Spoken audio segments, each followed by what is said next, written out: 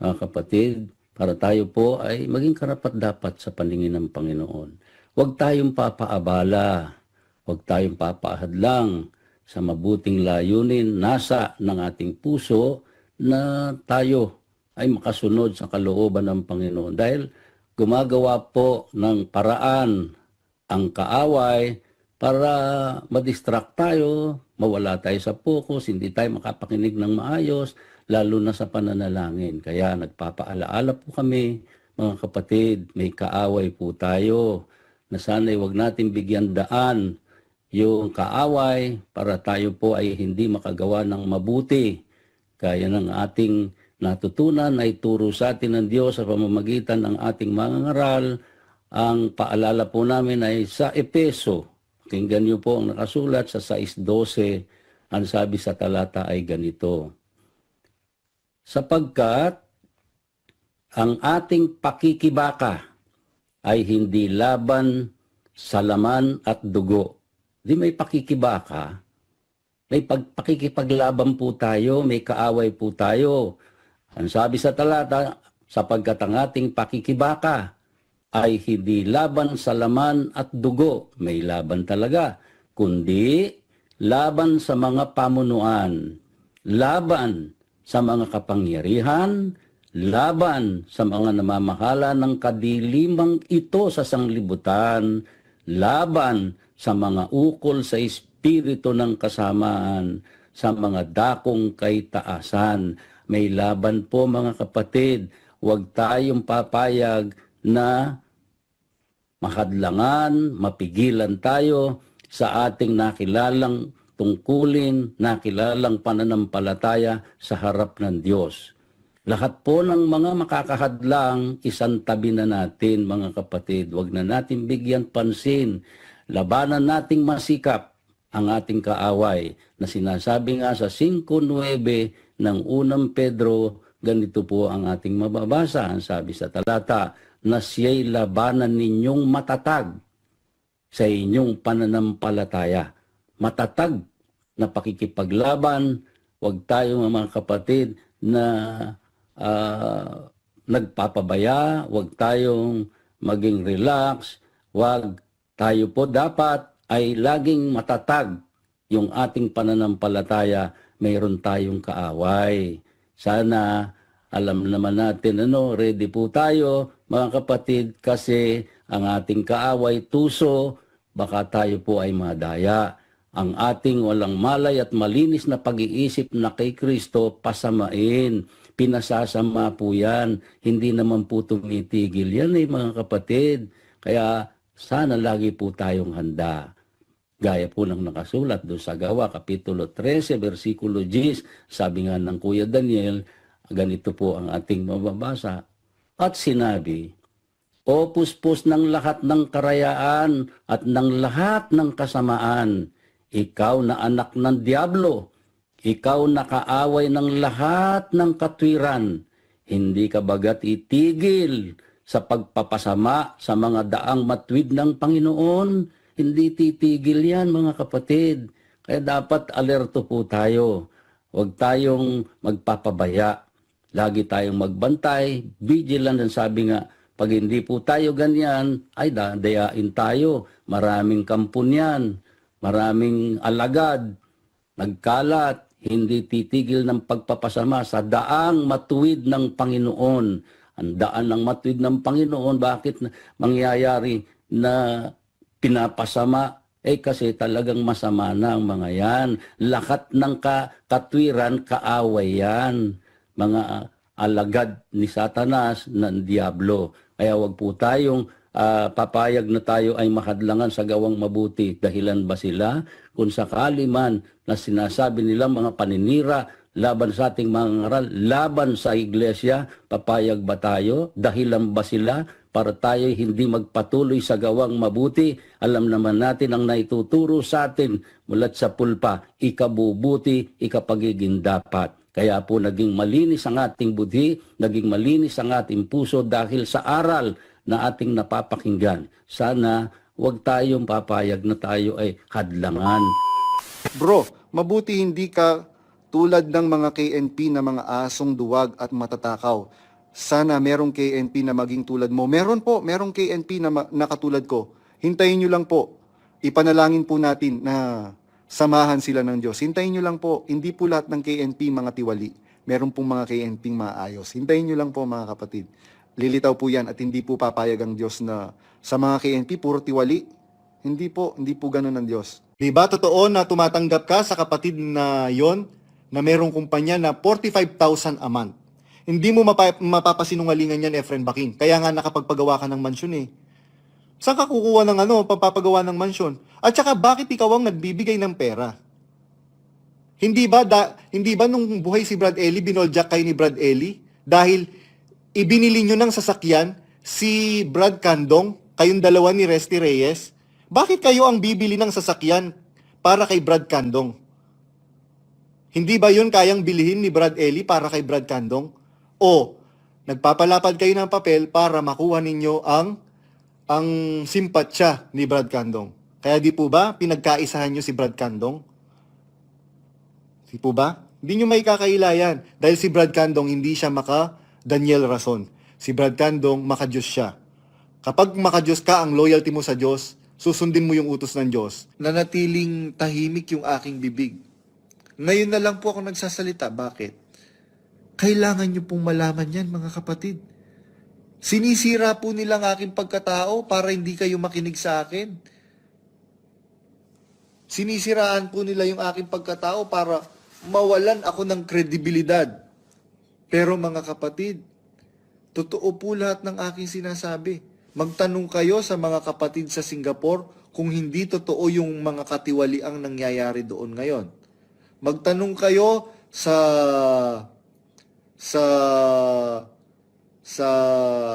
Australia kung hindi totoo yung nangyayaring katiwalian doon. Merong nagchat sa aking kapatid.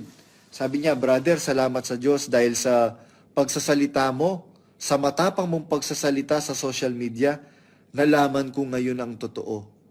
Para alam mo lang, brother, nandito po sa lokal namin si Efren Baking, sabi niyang ganyan. At nandoon naman po sa kabilang lokal dito sa Australia, si Resty Reyes yung magpartner. Yun, magpartner po sila sa kahayupan, mga kapatid. Piruin mo, hindi ka ba hayop nun? Efren Baking?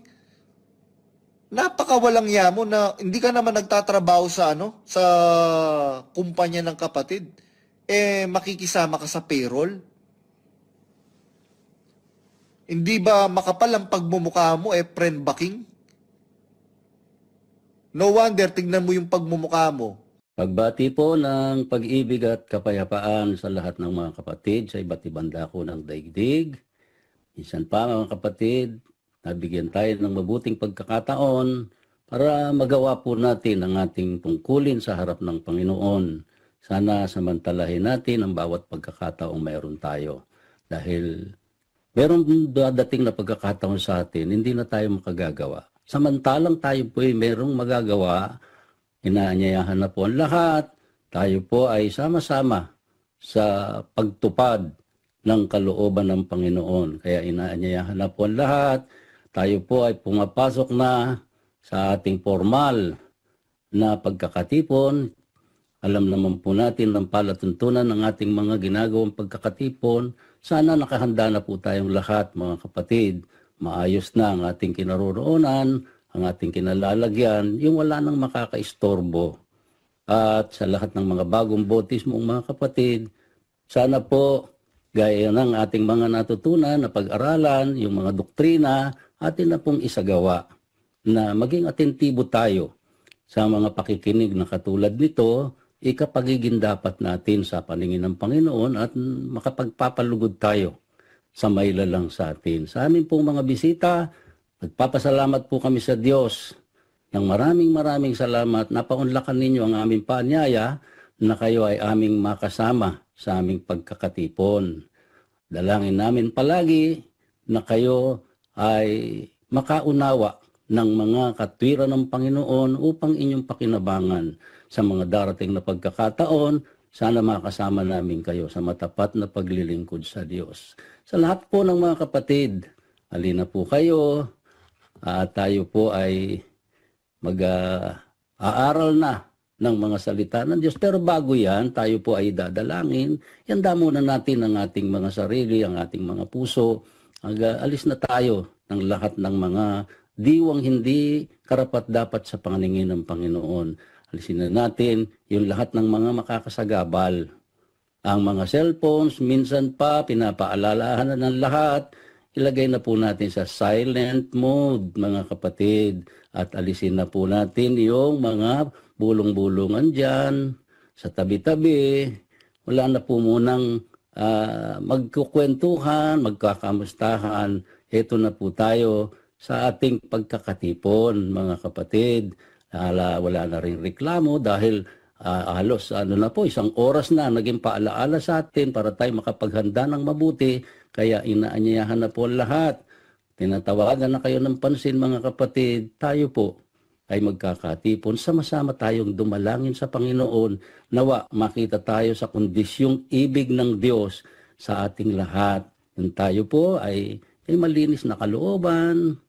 Ay wala tayong kimkim na sama ng loob sa kanino man.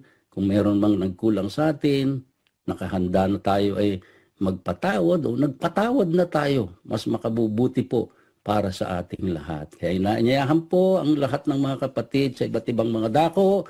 Sama-sama po tayong umawit ng isang awit mula po sa ating himnaryo. Awitin nating may biyaya sa ating mga puso ang numero 107. Awit paanyaya po ito, mga kapatid. Ang pananampalataya ko'y tunay.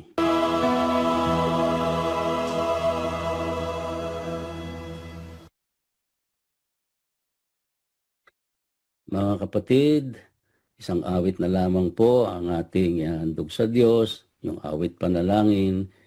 Inaanyayahan na po ang lahat na tayo po ay lubos na magsipaghanda ng ating mga puso, mga kapatid, para tayo po ay maging karapat-dapat sa paningin ng Panginoon. Huwag tayong papaabala, huwag tayong papaahadlang sa mabuting layunin nasa ng ating puso na tayo ay makasunod sa kalooban ng Panginoon. Dahil gumagawa po ng paraan ang kaaway para madistract tayo, mawala tayo sa focus, hindi tayo makapakinig ng maayos, lalo na sa pananalangin. Kaya nagpapaalaala po kami, mga kapatid, may kaaway po tayo, na sana'y wag natin bigyan daan yung kaaway para tayo po ay hindi makagawa ng mabuti. Kaya ng ating natutunan ay turo sa atin ng Diyos sa pamamagitan ng ating mga ngaral. Ang paalala po namin ay sa Epeso. Tingnan niyo po ang nakasulat sa 6:12. Ang sabi sa talata ay ganito: sapagkat ang ating pakikibaka ay hindi laban sa laman at dugo. Di may pakikibaka, may pakikipaglaban po tayo, may kaaway po tayo.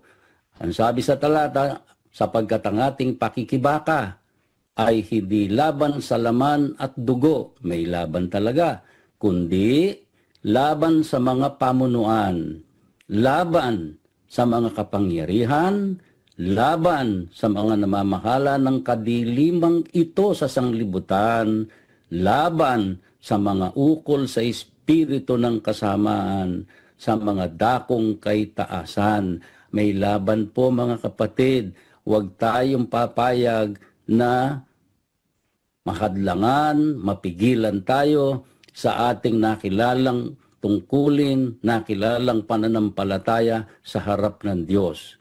Lahat po ng mga makakahadlang, isantabi na natin, mga kapatid. Huwag na natin bigyan pansin. Labanan nating masikap ang ating kaaway na sinasabi nga sa 5:9 ng unang Pedro, ganito po ang ating mababasa. Ang sabi sa talata, na siya'y labanan ninyong matatag sa inyong pananampalataya. Matatag na pakikipaglaban. Huwag tayong, mga kapatid, na nagpapabaya. Huwag tayong maging relax.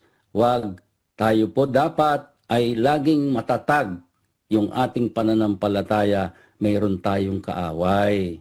Sana alam naman natin, ready po tayo mga kapatid, kasi ang ating kaaway tuso, baka tayo po ay madaya. Ang ating walang malay at malinis na pag-iisip na kay Kristo, pasamain. Pinasasama po yan. Hindi naman po tumitigil yan mga kapatid. Kaya sana lagi po tayong handa.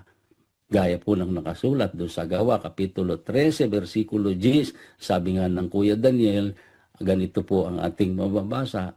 At sinabi, O puspos ng lahat ng karayaan at ng lahat ng kasamaan, ikaw na anak ng Diablo, ikaw na kaaway ng lahat ng katwiran, hindi ka bagat itigil sa pagpapasama sa mga daang matwid ng Panginoon. Hindi titigil yan mga kapatid. Kaya dapat alerto po tayo. Huwag tayong magpapabaya. Lagi tayong magbantay, vigilant. Ang sabi nga, pag hindi po tayo ganyan, ay dadayain tayo. Maraming kampon yan. Maraming alagad, nagkalat, hindi titigil ng pagpapasama sa daang matuwid ng Panginoon. Ang daan ng matuwid ng Panginoon, bakit mangyayari na pinapasama? Kasi talagang masama na ang mga yan. Lahat ng katwiran, kaaway yan. Mga alagad ni Satanas, ng Diablo. Kaya wag po tayong papayag na tayo ay mahadlangan sa gawang mabuti. Dahilan ba sila? Kung sakali man na sinasabi nilang mga paninira laban sa ating mga ngaral, laban sa iglesia, papayag ba tayo? Dahilan ba sila para tayo hindi magpatuloy sa gawang mabuti? Alam naman natin ang naituturo sa atin mulat sa pulpa, ikabubuti, ikapagiging dapat. Kaya po naging malinis ang ating budhi, naging malinis ang ating puso dahil sa aral na ating napapakinggan. Sana huwag tayong papayag na tayo ay hadlangan, mga kapatid. Paraan naman, itinuro rin naman sa atin ang Kuya Daniel. Sabi nga doon sa Santiago, Kapitulo 4 at versikulo 7, ganito po ang ating mababasa, mga kapatid. Pasakop nga kayo sa Diyos. Datapwat, magsisalangsang kayo sa Diablo at tatakas siya sa inyo. Anong gagawin po natin na paraan? Yung paraang itinuturo ng Diyos. Pasakop tayo sa Diyos. Ang gusto ng Diyos mabuti. Ang gusto ng Diyos kabanalan. Ang gusto ng Diyos yung katotohanan. O di doon po tayo.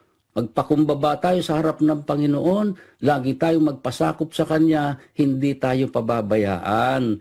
At tatakas ang Diablo. Kung ang Diablo, sabi nga ng Kuya Daniel, tatakas, yung pangalagad niyang hindi tatakas. Dahil sa gawang mabuti. Kaya huwag tayong magsasawa po mga kapatid sa gawang mabuti. Yan ang pagtutulong-tulungan nating magkakapatid. Sa awat tulong ng Panginoon tayo magtatagumpay. Huwag tayong gagawa ng mga pagsalangsang. Huwag nating sasadyain.